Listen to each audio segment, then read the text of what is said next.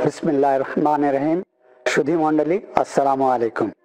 গত July August মাসে ছাত্র জনতা আন্দোলনে যারা শহীদ হয়েছেন তাদের আত্মার মাগফিরাত কামনা করছি এবং যারা আহত হয়েছেন তাদের দ্রুত আরোগ্য কামনা করছি।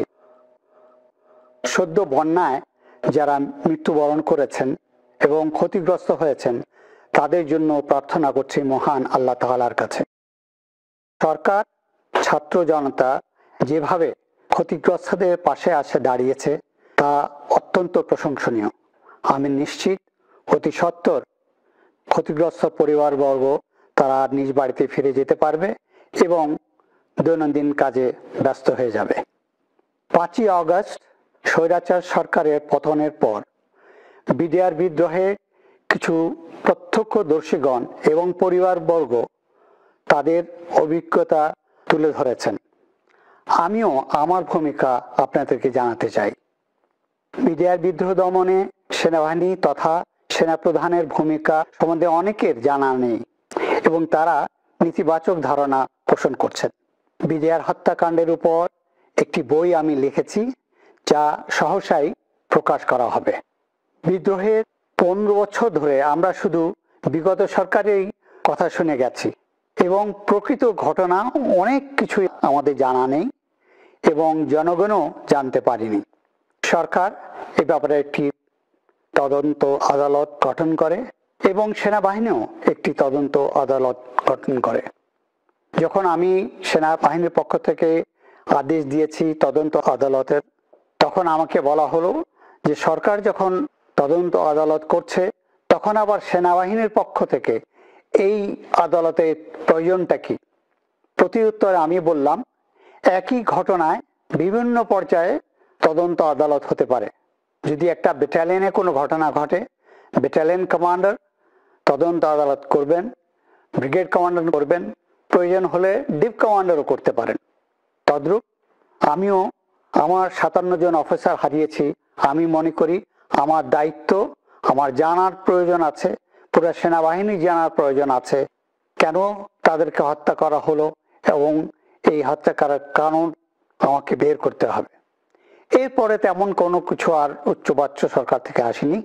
তবে এই তদন্ত আদালত করতে যেসব জিনিস প্রয়োজন তা সেভাবে সরকার থেকে আমরা সাহায্য পাইনি। তদন্ত আদালতের নেতৃত্ব দিয়েছেন লেফটেন্যান্ট জেনারেল জাহাঙ্গীর আলম চৌধুরী এবং তার সাথে অন্যান্য মেম্বাররা ছিলেন। ওনাকে যে টার্মস অফ রেফারেন্স দেওয়া হয়েছে তিনি তা সম্পন্ন করতে পারেননি। কারণ হলো যারা এর সাথে জড়িত ছিল তারা মোস্টলি জেলে ছিল, তাদেরকে সম্মুখে আনা সম্ভব হয়নি, তাদেরকে প্রশ্ন করা সম্ভব হয়নি এবং যারা বিভিন্ন আলোচনায় এদের সাথে যুক্ত ছিল তাদেরও স্টেটমেন্ট নেওয়া সম্ভব হয়নি। সেই জন্য উনি টার্মস অফ রেফারেন্স অনুযায়ী ওনার দায়িত্ব পালন করতে সক্ষম হননি। সেনাবাহিনীর তদন্ত চলাকালীন জেনারেল জাহাঙ্গীর কয়েকবার আমার কাছে এসেছেন এবং ওনার প্রবলেমগুলো তুলে ধরেছেন। হাওয়েভার আমি নিশ্চিত যে উনি এখন স্বরাষ্ট্রমন্ত্রী হয়ে এই তদন্ত আদালত প্রয়োজন হলে পুনর্গঠিত করে সম্পূর্ণ তথ্য বের করে এবং কারা এর সাথে জড়িত দেশে এবং বাহিরে তার নির্ণয় সক্ষম হবেন। আপনাদেরকে জানাতে চাই যে এই নতুন সরকার যখন গঠন হয় তখনই আমি জেনারেল জাহাঙ্গীরকে টেলিফোন করি এবং ওনাকে রিকোয়েস্ট করি যাতে উনি এই তদন্ত আদালতের ব্যাপারে ব্যবস্থা নেন এবং জনগণ জানুক কারা এর সাথে জড়িত এবং কেন নিরপরাধ 57 জন অফিসারকে খুন করা হলো। কি ঘটেছিল সেদিন পিলখানায়, কারা এর সাথে জড়িত ছিল, কেন 57 জন অফিসার সহ মোট 74 জন অফিসারকে হত্যা করা হলো, সেনাবাহিনীর ভূমিকা কি ছিল তা আমি সংক্ষেপে বর্ণনা করছি। 25শে ফেব্রুয়ারি সকাল 7:30টায় সেনা সদরে প্রতিদিনের মতো তার কাজ শুরু করে।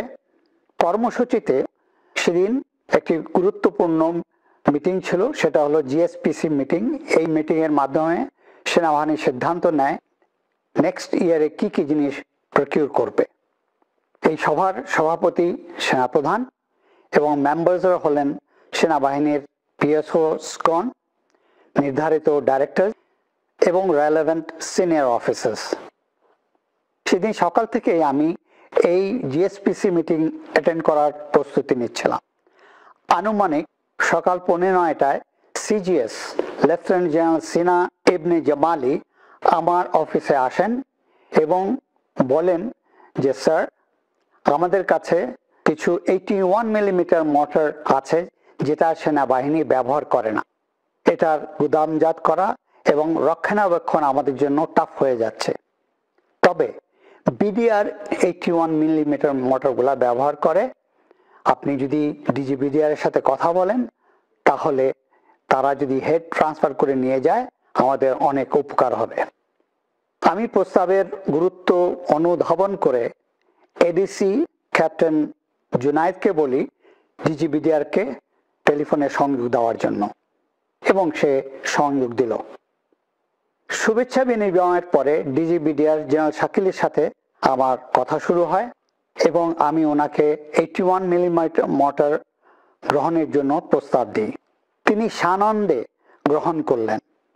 পরে গতকালের বার্ষিক প্যারেডের প্রশংসা করে কনভারসেশন সমাপ্তি করে। কনভারসেশনে মনে হয়েছে he is an high moral. এখন পর্যন্ত বিদ্রোহীদের পরিকল্পনা সম্বন্ধে তিনি কিছুই জানতেন না বলে আমার বিশ্বাস। যদি জানতেন তাহলে নিশ্চয়ই তিনি আমাকে অবহিত করতেন। 9টা বাজার 2 মিনিট বাকি আমি এবং সিজিএস জিএসপিসি মিটিং এর জন্য কনফারেন্স রুমের উদ্দেশ্যে যাত্রা করি। হয়তো জেনারেল শাকিল তার অফিস থেকে সেন্ট্রাল দরবারে অ্যাটেন্ড করার জন্য একই সময় অফিস ত্যাগ করেন। সকাল 9টায় জিএসপিসি মিটিং শুরু হয় এবং আমরা ব্যস্ত হয়ে যাই আমাদের পারচেজের ব্যাপারে।